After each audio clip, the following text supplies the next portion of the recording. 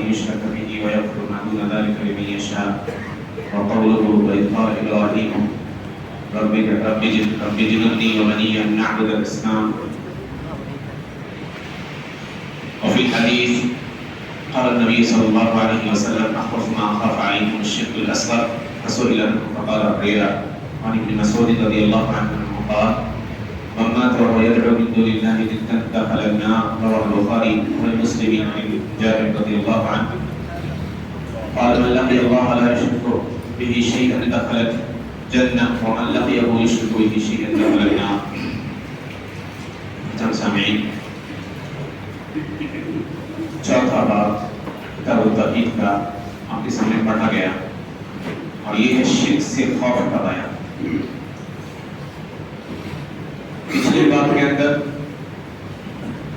جو لوگ توحید کو یا توحید کے اوپر پوری طرح کھڑے اترتے ہیں ان کی فضیلت کا بیان آیا تھا اور ان کے لیے اللہ سبحانہ و تعالیٰ نے کیا جزا تیار کر رکھا ہے کہ وہ جنت میں بغیر حساب کے داخل ہوں گے۔ آج کا یہ چیپٹر یا یہ باب کہہ دیجئے وہی لوگوں کو خبردار کرنے کے لیے ہے شرک اور اس کی سنگینیوں سے، کہ کہیں ایسا نہ ہو کہ انسان اپنی زندگی میں الحمدللہ توحید پر قائم ہے، توحید کی شرائط پر بھی پورا اتر رہا ہے، تو شرک اور شرک کے اندر ڈالنے والی چیزوں سے بے نیاز نہ ہو جائے۔ چنانچہ اللہ نے قرآن کریم میں ذکر کیا اللہ لا یغفر ان یشرک بہ ویغفر ما دون ذلک لمن یشاء۔ اللہ اس بات کو معاف نہیں کرے گا کہ اس کے ساتھ کسی کو شریک ٹھہرایا جائے، اس کے علاوہ سارے گناہوں کو بخش دیتا ہے۔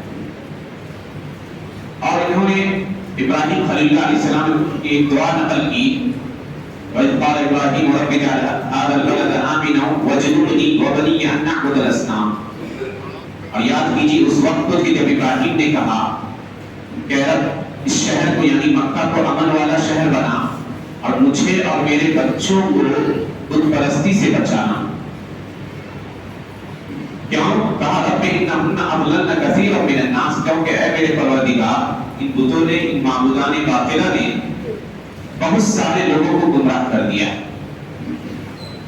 جو اللہ کو چھوڑ کر انہی چیزوں کو اپنا معبود بنا رکھے ہیں اور انہی کے سامنے نظر و نیاز چڑھاتے ہیں، انہی کے لیے اپنے سروں کو جھکاتے ہیں۔ تو مجھے اور میری اولاد کو شرک سے بچا، بت پرستی سے بچا۔ یہ کون مانگ رہا ہے یہ شخص یہ دعا؟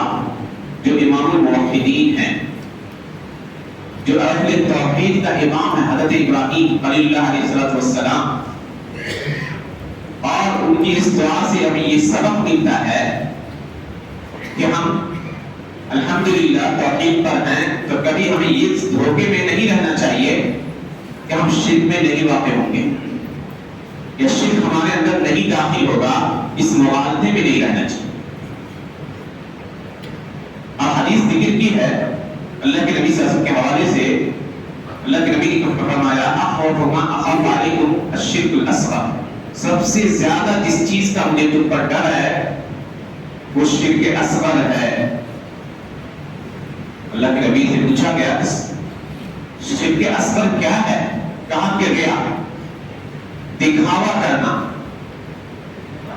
اور ریا کہتی ہے کہ انسان کوئی عمل کرے اس لیے تاکہ لوگ اسے دیکھیں، یا کوئی عمل کرے اور اس کے عمل کا چرچا ہو، شہرت ہو، تو کبھی لوگ دیکھتے بھی ہیں اور کبھی کوئی انسان عمل اس لیے کرتا ہے کہ مشہور ہو جائے لوگوں کے بیچ۔ اور سب سے زیادہ خطرہ اس میں ان لوگوں کے ساتھ ہوتا ہے جو دین کا کام کرتے ہیں، خاص طور سے نماز پڑھاتے ہیں، تراویح کی نماز ہو، تقریریں ہو، سب سے زیادہ ڈر ان لوگوں میں ہے اس کا، یہ ایسا عمل۔ اور دیکھ لیجئے اللہ کے نبی صلی اللہ علیہ وسلم فرمایا کہ انسان نماز پڑھتا ہے فَيُزَيِّنُ صَلَاتَهُ تِلْكَ صَلَاةُ الْمُنَافِقِ، یقول وہ منافق کی نماز جو کھڑا ہوتا ہے نماز کے لیے اور دیکھتا ہے کہ لوگوں کی بھیڑ ہے یا لوگ اسے دیکھ رہے ہیں، فَيُزَيِّنُ صَلَاتَهُ تو اپنی نماز کو بڑے اچھے سے پڑھتا ہے۔ اب تنہائی میں پڑھتا تو جیسے تیسے پڑھتا ہے، اس کا مطلب ہے فرق ہے آپ کے عمل کے اندر۔ کیا اللہ آپ کی نظر میں اتنا کم تر درجے کا ہے کہ اللہ کے سامنے کھڑے ہو رہے ہیں تو اچھے سے نہیں کھڑے ہو رہے، لیکن چند لوگ کی اہمیت آپ کی نظروں میں زیادہ ہے کہ ان کے لیے اپنی نماز کو خوبصورت دکھا رہا ہے؟ اسی لیے بس سلف کہتے تھے لا تجعل اللہ احول الناظرین الیک، کہ اللہ کو اپنی طرف دیکھنے والوں میں سب سے کمتر مت بناؤ۔ کہا کمتر کیسے نہ بنائے؟ انسان کوئی گناہ لوگوں کے بیچ نہیں کرے گا، کہے گا فلاں کیا کہے گا کہ فلاں کام کر لیا، اب تنہائی میں گیا تو آسانی سے اس کام کو کر رہا ہے، اس کا مطلب اللہ سبحانہ تعالیٰ کو اسے دیکھ رہا ہے، چاہے وہ تنہائی میں ہو یا آدمی میں ہو، لوگوں کے بیچ میں۔ تو آپ لوگوں کی نظروں سے بچنے کے لیے تو نہیں کیا آپ نے وہ کام کہ لوگ کیا کہیں گے، لیکن اللہ سبحانہ تعالیٰ کیا کہے گا اس کا خیال آپ کے ذہن میں نہیں آیا۔ اسی لیے قیامت کے لیے اللہ سبحانہ تعالیٰ ایسے لوگوں کو کہے گا اذهبوا الى الذين كنتم تراؤونهم في الدنيا فانظروا هل تجدون عندهم جزاء، جاؤ لوگوں کے پاس جن کو تم دکھایا کرتے تھے دنیا میں، کیا تم ان کے پاس اپنے ان اعمال کا بدلہ پاتے ہو؟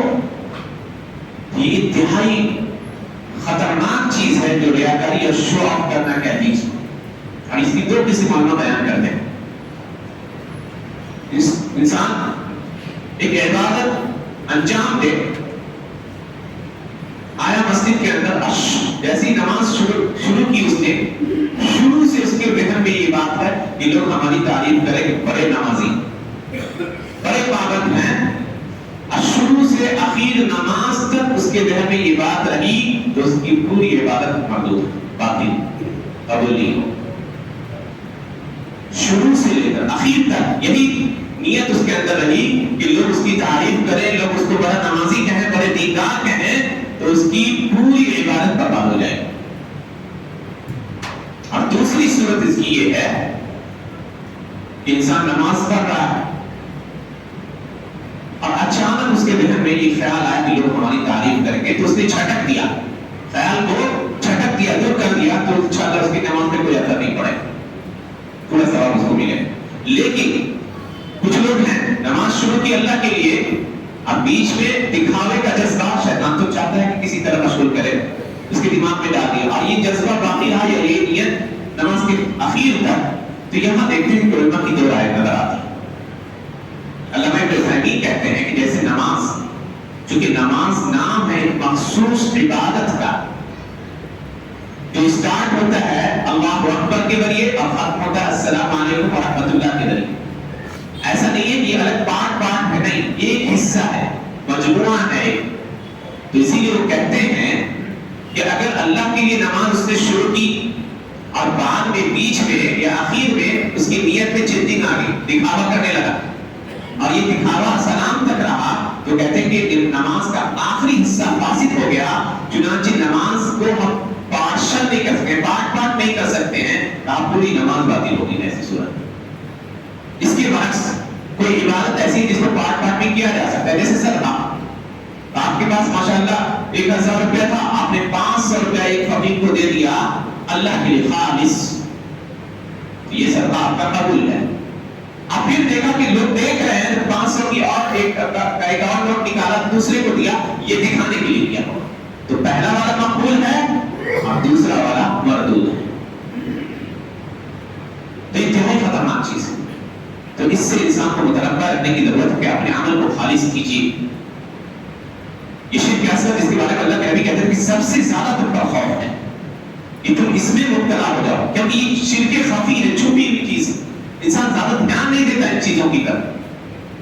اور اگلی حدیث ذکر کی ہے امام بخاری کے حوالے سے، حضرت ابن مسعود رضی اللہ عنہ کہتے ہیں کہ نبی صلی اللہ علیہ وسلم نے فرمایا من مات وهو يدعو لله ندا دخل النار، کہ جو مرتا ہے اس حال میں کہ اللہ کے علاوہ کسی کو شریک بناتا ہے وہ جہنم میں داخل ہوگا۔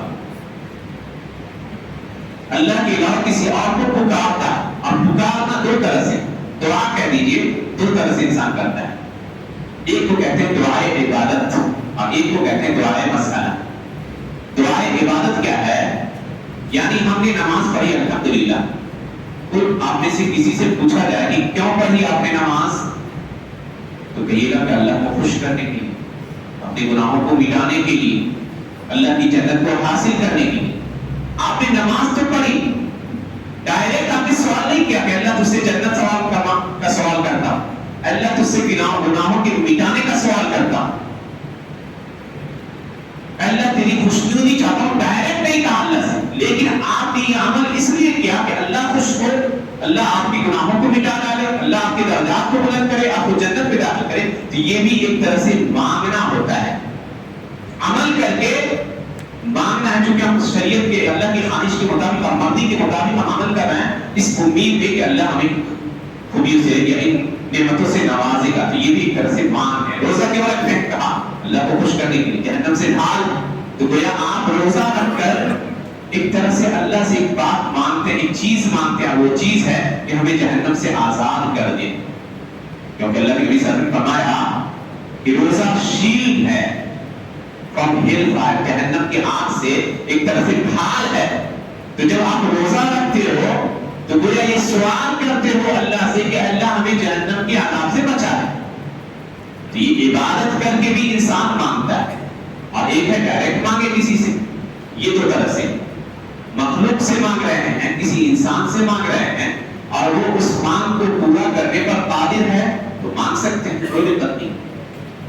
جیسے کسی سے کوئی شخص، کوئی فقیر محتاج آدمی آتا ہے تو کہتا ہے کہ ہمیں ایک وقت ہمیں کھانا دے دو، روزی دے دو، انشاءاللہ وہ قادر ہے، کوئی دقت نہیں۔ لیکن ایسی چیز کو انسان سے مانگے جس کے اوپر اللہ ہی قادر ہے تو یہ شرک ہو جائے گا۔ جیسے بارش برسانے والی ذات اللہ کی، تو کوئی انسان نعوذ باللہ کہ عبد القادر گیلانی رحمۃ اللہ علیہ کو کہ عبد القادر گیلانی یا غوث اعظم بارش برسائیے، تو یہ شرک ہو جائے، اس کو سمجھنے کی ضرورت ہے۔ اور آخری حدیث ہے مسلم شریف کے اندر، حضرت جابر بن عبداللہ کہتے ہیں کہ نبی صلی اللہ علیہ وسلم فرمایا من لقی اللہ لا یشرک بہ شیئا دخل الجنہ، جو اللہ سے ملاقات کرتا ہے اس حال میں کہ اللہ کے ساتھ کسی کو شریک نہیں ٹھہراتا ہے وہ جنت میں جائے گا، اور جو اللہ سے ملتا ہے اس حال میں کہ اللہ کے ساتھ کسی اور کو شریک ٹھہراتا ہے وہ جہنم میں جائے گا، چاہے وہ دنیا میں کتنی کی عبادت کیوں نہ۔ یہ شرک کی خفیہ قسم سے جو انتہائی سنگین ہے، نظر نہیں آتی ہے، خبردار رہنے کی ضرورت ہے۔ اللہ سبحانہ وتعالیٰ سے دعا ہے کہ اللہ سبحانہ وتعالیٰ ہمیں شرک کے ہر قسم سے محفوظ رکھے۔ آمین۔ وآخر دعوانا الحمد للہ رب العالمین۔